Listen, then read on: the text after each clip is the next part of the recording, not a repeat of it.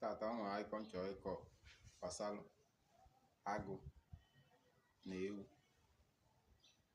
Chioma ahụ akụkọ anyị na-anụbu mana anyị amalị ife ọ pụtara. Ajọ nga nwere tata akọwa ya akụkọ gbasara agụ na ewu. M nwere n'obodo agụ na ewu wụ ọyị, ma mgbe ọ na agụ a na-asị ewu enye ya ego ọ na-ayọ ya biko enye ya ego. Ịma na ewu ọgaranya, ewu nwee ego, agụ a na-abịa na-asị anya enye ya ego. Ewu pụta ọ na-asị ya ewu ma na-amị na-emekwa na ọ chọrọ inye maka ọ ụdị mmadụ agụ.